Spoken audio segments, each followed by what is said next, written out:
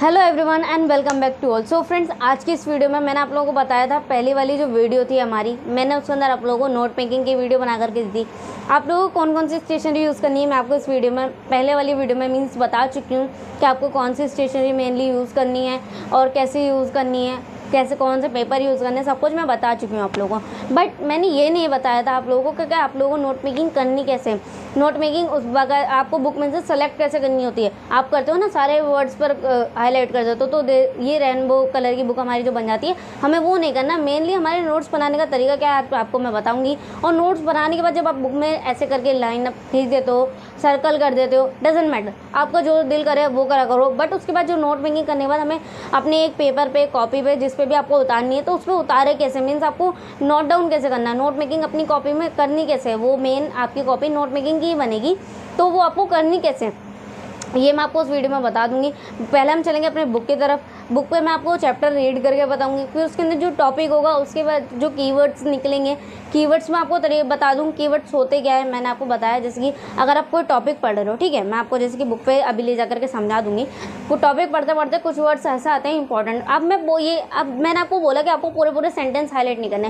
अब पूरे sentence highlight नहीं करना, तो इसका मतलब ये नहीं है मैंने बोला पूरे सेंटेंस हाईलाइट नहीं करने तो आप लोग ये कहो कि भाई ये इंपॉर्टेंट सेंटेंस है, तो मैम ने बोला था या फिर इस यूट्यूबर ने बोला था कि पूरे सेंटेंस हाईलाइट नहीं करना, तो भाई मैं पूरे सेंटेंस हाईलाइट नहीं करूँगा, मुझे कीवर्ड ही हाईलाइट करने हैं। तो ऐसा नहीं करना आपने। आपको जोन सा अगर सेंटेंस भी अच्छा इंपॉर्टेंट लगता है, अच्छा कह रही हूँ, इंपॉर्टेंट लगता है, तो उसको भी हाईलाइट करो। कोई कीवर्ड से ज़्यादातर आप कीवर्ड्स को हाईलाइट करने की कोशिश क्या करो। अदरवाइज ऐसा है कोई सेंटेंस आपको इंपॉर्टेंट है तो आप उसको भी हाईलाइट करो। ऐसा नहीं करें कि सेंटेंस आपको छोड़ने, सेंटेंस भी आप हाईलाइट कर सकते हो बट कम से कम।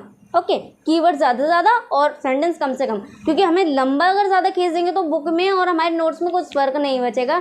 तो हमें वर्ड बाय वर्ड, जैसे कि एक वर्ड लिख लिया सेंटेंस, तो उस वर्ड से हमें पूरा सेंटेंस समझ में आ जाना चाहिए। तो ऐसे इस तरीके से होती है हमारी नोट मेकिंग। तो चलते हैं सबसे पहले अपनी बुक की तरफ। आपको मैं करना सिखाऊंगा नोट मेकिंग बहुत ही ईजी वे में और आपके तरीके में, जिससे आप बहुत अच्छे से नोट मेकिंग कर सकते। सो फ्रेंड्स, अब हम आ गए हैं अपनी नोट मेकिंग जैसे हमें करनी है। मैं आपको बताऊंगी कि नोट मेकिंग आपको मेनली करनी कैसे है। आप लोगों को जैसे कि जिस भी किताब के सब्जेक्ट का नोट मेकिंग करना चाहते हो, जिस भी सब्जेक्ट का चैप्टर रीड कर रहे हो, वो बुक आपको लेकर के अपने साथ बैठनी है। और उसके साथ आपको मेन बात ये ध्यान रखनी है, नोट मेकिंग का जो भी आपको स्टेशनरी मैंने दिखाई थी वो सारी स्टेशनरी अपने साथ आपको लेकर के बैठनी है। जैसे कि मैंने अपने सारे स्टेशनरी ले रखी है। पेन्स है, इसके ब्लैक ब्लू पेन्स, पेन है, सर्कल है, वो स्केल है सॉरी, एंड हमारा sharpener, eraser and sticky notes और बाकी जितना भी सब मटेरियल मैंने आपको वीडियो में दिखाया था वो मैंने साइड में सब रख रखा है। एंड अब मैं आपको जो भी चीज़ की मुझे ज़रूरत पड़ती है मैं ऐसे ही पिकअप करके आपको उस पर नोट करके दिखाती रहूँगी। अब मैंने ये जैसी बुक ले ली है, 12th क्लास की बुक है इकोनॉमिक्स की, इसको हम ओपन करेंगे सबसे पहले।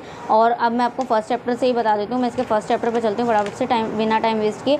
तो हमारे चैप्टर का क्या नाम है, स्वतंत्रता के समय भारतीय अर्थव्यवस्था। ओके, तो अब हम सबसे पहले अपनी नोटबुक को ओपन कर लेंगे।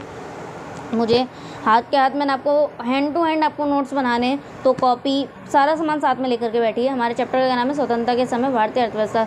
सबसे पहले आपको पेंसिल ले लेनी है। आप लोग हाइलाइटर का यूज़ मेरी बात माने तो ना ही करें, और करना भी है तो सिर्फ कीवर्ड्स के लिए करें। ओके, तो जैसे कि यहाँ पर बुक में लिखा होते हैं सारे पॉइंट, जो जितने चैप्टर में पॉइंट्स होते हैं, जिन जिन चैप्टर को एक्सप्लेन क्या होता है वो सारे पॉइंट्स ऊपर लिखे हुए होते हैं और चैप्टर का नाम सबसे अबव में होता है। उसके बाद नीचे ये पॉइंट हमारा जो पहले लिखा है, ब्रिटिश शासन के अंतर्गत भारतीय अर्थव्यवस्था को औपनिवेशिक शोषण, ये हमारा पहला सेंटेंस यानी कि पहला टॉपिक हमारा ये है। उसके बाद इस टॉपिक को एक्सप्लेन क्या हुआ है।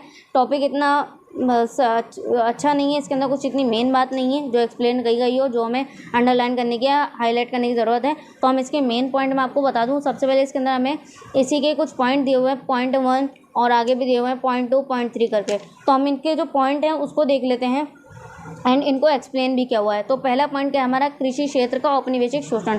तो मैं क्या करूँगी, मैं आप लोगों को मैंने बात क्या बताई थी, मैं नोट बनाने के लिए 2 पेन्स यूज़ करूँगी। आप नोट मेकिंग के लिए एक ही नोटबुक का यूज़ करें, सिर्फ जिस भी सब्जेक्ट का नोट बनाए उसी के अंदर बनाएं।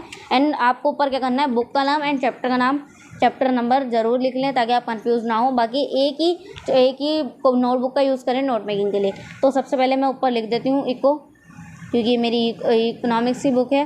तो इकोनॉमिक्स की बुक है और चैप्टर हमारा कौन सा है, फर्स्ट। तो मैं लिख दूंगी चैप्टर नंबर हमारा फर्स्ट है। ज़रूरी नहीं है चैप्टर का नाम लिखना, जब चैप्टर नंबर लिख दे तो चैप्टर का नाम लिखना ज़रूरी नहीं है, टाइम वेस्टिंग वाला काम ही है। आगे बढ़ते हैं। तो सबसे पहला पॉइंट अगर आपको क्या करना है मैं आपको बता दूं। सबसे पहले आप ये जो हमारी हेडिंग थी वो डालेंगे। नंबर 1 बुलेट पॉइंट्स बना सकते हो आप यहाँ पर, बुलेट पॉइंट्स बना करके मीन्स हैशटैग लगा लो, एरो बना लो, फिंगर बना लो, जो आपको अच्छा लगे वो बना करके आप इसके अंदर अपनी सेंटेंस जो आपकी जो हेडिंग है वो आप लिख सकते हो। यहाँ पर जैसे कि मैं लिख देती हूँ सिर्फ ब्रिटिश शासन, अगर पूरी लिखूँगी तो टाइम वेस्ट होगा, बस आपको समझाने के लिए बता रही हूँ। यहाँ पे लिख दिया मैंने ब्रिटिश शासन, ठीक है। ब्रिटिश शासन मैंने जैसे कि लिखा, पूरा नहीं लिख रही हूँ। अब उसके बाद इसका पॉइंट जो है पॉइंट नंबर 1, अब हम ब्लू पेन का यूज़ करते हैं। अब मैंने लिया यहाँ पर नंबर 1 डाला और यहाँ पर मैं लिख दूँगी कृषि, ठीक है। कृषि क्षेत्र का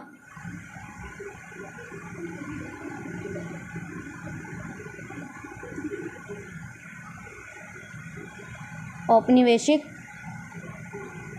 शोषण, ठीक है।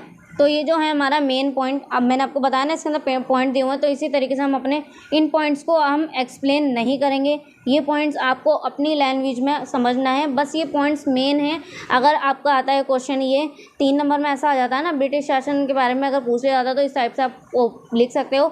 और अदरवाइज़ इनके पढ़ने के बाद आप समझ चुके हो, तो अगर नंबर ज़्यादा नंबर में आते हैं 5 या 6 में, तो इनको एक्सप्लेन भी कर सकते हो।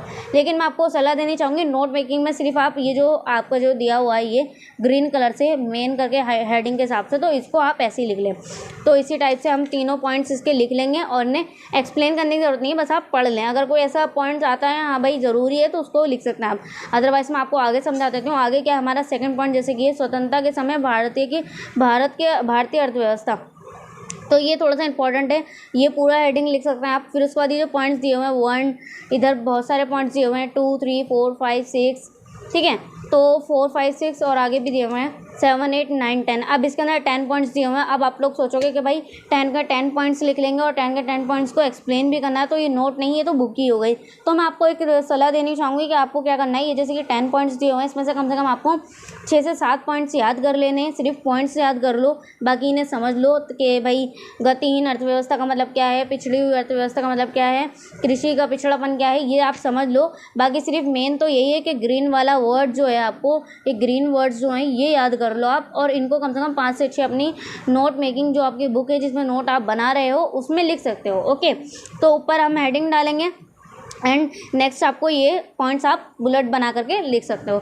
समझ में आ गया होगा आप लोगों को। नेक्स्ट आप क्या कर सकते हो, तीसरा पॉइंट क्या है, हमें आप लोगों को ये भी देखना, चैप्टर में काफ़ी फिजूल की चीज़ें दी हुई होती हैं। फिजूल मतलब कि फिजूल की चीज़ें का मतलब ये है जैसे कि काफ़ी पॉइंट्स ऐसे होते हैं फालतू होते हैं। अब जैसे कि मान लीजिए ये दिया हुआ ना यहाँ पर, गेहूँ तथा चावल उत्पादन एवं ये लिखा हुआ होगा, ये लिखा हुआ और दिख रहा है आपको, तो ये मैं आपको बताना चाहूँगी यहाँ से लेके और यहाँ तक पूरा यूजलेस है, ठीक है। तो इसको हम काट देंगे। अब काफ़ी बार क्या होता है, बच्चे यूजलेस चीज़ पर ज़्यादा ध्यान देते हैं और इंपॉर्टेंट चीज़ को छोड़ देते हैं। तो मैं आपको बताना चाहूँगी सबसे पहले जैसे कि पॉइंट लिखा हुआ हमारा स्वतंत्रता के समय कृषि क्षेत्र। आप लोगों को ये चीज़ समझने की भी ज़रूरत बहुत ज़्यादा है कि हमारे चैप्टर में जो टॉपिक दिए हुए हैं उनमें से इंपॉर्टेंट कौन सा है, कौन सा हमारी एग्ज़ाम में आ सकता है। तो ये चीज़ भी आपको समझनी होगी। ये थोड़ी सी आप समझ अपनी इंक्रीज़ करो, इंटेलिजेंट बनो, आपको टॉपिक समझ में आए कि हाँ भाई ये टॉपिक इंपॉर्टेंट है या नहीं।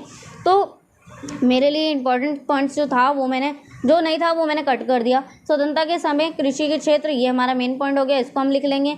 और उसके बाद हमारे ये जो पॉइंट्स दिए हुए हैं, निम्नलिखित उत्पादन एवं उत्पादकता, एंड फिर उसके बाद ये दिया हुआ है, उसके बाद ये दिया हुआ, उसके बाद ये दिया हुआ। अब आप कहोगे सारे इंपॉर्टेंट है, नहीं सारे इंपॉर्टेंट नहीं है, बिजनेस के अंदर इंपॉर्टेंट मैं आपको बता दूँ, निम्नलिखित उत्पादन एवं उत्पादकता ये इंपॉर्टेंट है। बाकी आप पढ़ सकते हो, सारी फिजूल सी चीज़ें समझ सकते हो, बाकी इंपॉर्टेंट कुछ नहीं है।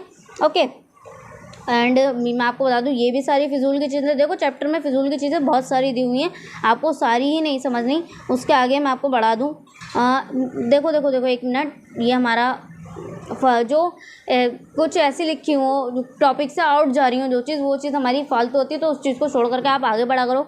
मेन हमारा पॉइंट है 7, ये आप समझ सकते हो, जो सा भी आपको पॉइंट्स जितने भी लिखने हो वो आप लिख सकते हो। लेकिन जो भी पॉइंट्स आपको लर्न करने हैं 5 से 6 पॉइंट्स याद करो, लेकिन ऐसे याद करो कि एग्जाम में आप उन्हें छोड़ो ना, ठीक है। तो उन्हीं को ही अपने नोट मेकिंग में लिखो जो इंपॉर्टेंट आप समझते हो। उसके बाद क्या है भाई, कृषि का पिछड़ापन निम्नलिखित तत्वों के रूप में वर्णित कीजिए, ये आपको लिखा हुआ है, देख सकते हो आप, इंपॉर्टेंट होगा तो आपकी बुक में आपको देखना क्या चीज़ इंपॉर्टेंट है। मुझे जो मेरी बुक में इंपॉर्टेंट है मैं वही करूँगी।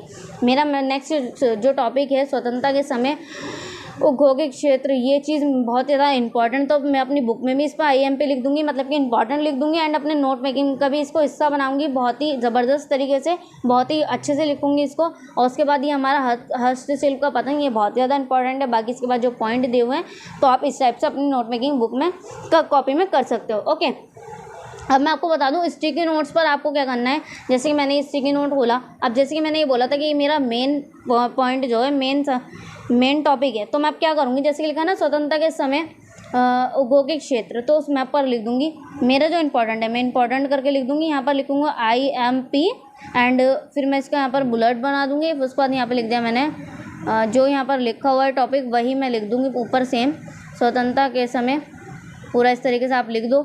उसके बाद इसके पूरा हम लिख देंगे। उसके बाद देन नीचे क्या लिखा हुआ, हस्तशिल्प, ये जो हमारा डाई ऑफ हैंडीक्राफ्ट, ये हम लिख देंगे हस्तशिल्प का पतन। ये हम मेरा मेन टॉपिक है, तो इसलिए मैंने इसको अपनी स्टिकी नोट्स में लिख लिया। आप इस तरीके से, मैं आपको एग्जांपल के तौर पर बता रही हूँ, स्टिकी नोट्स में मैंने जैसे कि लिख लिया है, ये मेरा मेन था और मैं इसको यहाँ से निकाल करके अपनी वॉल वगैरह पे चिपका लूँगी, ताकि मुझे ये रिमाइंडर होता रहे, ये रिमाइंड होता रहे कि हाँ भाई ये मेरा इंपॉर्टेंट पॉइंट है, ठीक है, इसको मुझे पढ़ना ही पढ़ना है। तो ओके, तो ये था हमारा नोट मेकिंग करने का तरीका। सो फ्रेंड्स, आप लोगों को मैंने नोट मेकिंग कैसे बनती है मैंने आप लोगों को बना के दिखा दिया कि आप लोगों को नोट मेकिंग करनी कैसे। मैंने आपको बता दिया टॉपिक की जो हेडिंग है, जो भी आपको टॉपिक आप पढ़ रहे हो वो टॉपिक की हेडिंग लिखनी है। एंड आपको वो जो एक्सप्लेनिंग टॉपिक ऊपर दिया हुआ होता है सेंटेंस में 5-6 लाइन्स में, उसको पढ़ लेना है, बेसिकली रीड कर लेना है। मीन्स उसके अंदर से तो कुछ भी इंपॉर्टेंट नहीं होता, बाकी उसके बाद जो पॉइंट्स दिए होते हैं वो इंपॉर्टेंट होते हैं, लेकिन उसके अंदर से भी 10-12 पॉइंट हैं, उसके अंदर से आप 5-6 याद कर लो जो आपको याद रह सके अच्छे से। ओके, अब एक चीज़ आपको और मैं बताना चाहूँगी, जैसे काफ़ी स्टूडेंट्स होते हैं बुकिश लैंग्वेज नहीं समझ में आती। काफ़ी बार ये होता है ना, हम बुक में से पढ़ लेते हैं, एक ही चीज़ को पढ़ते जाते हैं, बार बार 6-7 बार ही पढ़ लेते हैं, बट फिर भी समझ में नहीं आती। तो मेरे साथ भी यही होता है। तो मैंने क्या किया हुआ है, जैसे कि आप लोगों को मेरी बुक में दिख रहा होगा पेंसिल से लिखा हुआ, पेंसिल से हाईलाइट भी किया हुआ और मैंने लिखा हुआ भी है साइड में। तो मैंने लिखा हुआ क्या है ये मैं बता दूं आपको, ये लिखा है ना पिछली हुई अर्थव्यवस्था, आप देख सकते हो पिछली हुई अर्थव्यवस्था। तो ये बुकिश लैंग्वेज में जो लिखा था इतने, ये 3-4 सेंटेंस में, ये मेरे को नहीं समझ में आ रहा था, तो मैंने सिंपली वे में इसको समझने के लिए अपने साइड में लिख लिया, प्रति व्यक्ति आय बहुत कम होती है। इसका मतलब ये होता है पिछली अर्थव्यवस्था उसको कहते हैं जिसके अंदर प्रति व्यक्ति की आय कम होती है। तो ये मैंने अपने हाथ से अपनी पेंसिल से इसको साइड में लिख लिया, ना ही मैंने किसी हाइलाइटर का यूज़ किया, ना ही मैंने कोई अंडरलाइन वगैरह की, ना ही मैंने कुछ ऐसा काम किया जिससे मेरी बुक रेनबो टाइप की हो जाए। मैंने इसको पेंसिल से लिख लिया। एंड आपको क्या करना है, ये जो पेंसिल से मैंने साइड में लिखा हुआ है, अगर ऐसा होता है कोई सा टॉपिक ऐसा आपको नहीं समझ में आता और आपने पेंसिल यूज़ की अपनी बुक में, मतलब कि अपनी लैंग्वेज में लिखा, तो आप उसको नोट में भी, जो आप नोट्स बना रहे हो उसके अंदर भी ज़रूर ऐड करो, ठीक है। तो आपकी लैंग्वेज आपको जल्दी समझ में आती है, दूसरे की लैंग्वेज यानी बुकिश लैंग्वेज हो या किसी और की लैंग्वेज हो वो कम समझ में आती है। तो आप अपनी लैंग्वेज में उस चीज़ को कन्वर्ट करके समझ सकते हो, क्योंकि ऐसा रूल कहीं भी नहीं है, ऐसा कोई भी टीचर नहीं कहता, या फिर ऐसा कोई भी एग्जामिनर नहीं है। मीन्स आप एग्ज़ाम देना चाहते हो तो वहाँ पे ये नहीं बोला जाता ना आपको कि भाई हाँ बुक में से जो सेंटेंस पढ़कर आए हो, अगर पूछा गया आपको पूछा गया संज्ञा की परिभाषा लिखो, तो आपने संज्ञा की परिभाषा बुक में कुछ और पढ़ी और आपकी समझ में कुछ और है। मीन्स आप है वही सेम, लेकिन समझाने का तरीका थोड़ा सा लगे, तो आपको ये नहीं बोला जाएगा कि आप जो बुक में पढ़कर आए हो आप वही वहाँ पर परिभाषा आपको यूज़ करनी है, डेफिनेशन आपको वही लिखनी है। नहीं, आप अपने पास से अपनी मर्जी से लिख सकते हो, बट परफेक्ट होनी चाहिए। हाँ भाई समझ में आनी चाहिए बात वही हो कि हाँ जो उसमें बोली गई है वो इसमें भी बताई गई, बट बताने का तरीका थोड़ा सा चेंज हो सकता है आपका, क्योंकि आप बुकिश लैंग्वेज हर जगह यूज़ नहीं कर सकते, किसी के बस की नहीं होता बुकिश लैंग्वेज को याद करना। सब अपनी लैंग्वेज में बना करके काम करने का काम करते हैं। मीन्स इंग्लिश का एग्जाम होता है तो स्टोरीज बनाते हो ना इस टाइप से, तो इस टाइप से आप लोग अपनी लैंग्वेज में उसको कन्वर्ट करके बना करके लिख सकते हो। तो आई होप आप लोगों को मेरे नोट मेकिंग करने का तरीका, जो मैंने नोट मेकिंग आपको करके दिखाया, अच्छा लगा होगा। तो अगर आपको नोट मेकिंग करने का तरीका मेरा अच्छा लगा है तो जल्दी से लाइक कर दो, शेयर कर दो, कमेंट कर दो, फटाफट से मेरे को कमेंट करके बताओ कि आप लोगों को मेरे नोट मेकिंग का तरीका कितना अच्छा लगा, कैसा लगा। और अगर कोई तरीका ऐसा है नोट मेकिंग का जो आप लोगों को पता है तो प्लीज़ मेरे साथ भी शेयर करना, क्योंकि ऐसा नहीं है सब कुछ मुझे ही आता है। आप लोग भी मेरे को बता सकते हो कि ये भी एक अच्छा तरीका है नोट मेकिंग करने का, अगर आप लोगों को पता है। मेरे पास बेस्ट तरीका यही था, मैं इसी तरीके से करती हूँ, तो मैंने आप लोगों से शेयर कर दिया। आपके पास भी कुछ ऐसा है और आप लोग मेरे को बता सकते हो, शेयर कर सकते हो। एंड मेरे को इंस्टाग्राम पे भी फॉलो कर सकते हो आप लोग। इंस्टाग्राम की आईडी मेरी डिस्क्रिप्शन में है, वहाँ से जाकर के आप मेरे को फॉलो कर सकते हो। एंड देन आपकी अगर कोई भी क्वेरीज है आप मेरे को इंस्टा पे कमेंट में कहीं भी पूछ सकते हो। आप लोग बेफिक्र आराम से, बहुत ही बिना स्ट्रेस लेवल के आप मेरे को कुछ भी पूछ सकते हो। आपको कोई भी कंफ्यूजन है तो आई होप आप लोगों को वीडियो बहुत अच्छी लगी होगी। तो मिलते हैं नेक्स्ट वीडियो में, तब तक के लिए टेक केयर, गुड बाय, जय हिंद, जय भारत टू ऑल।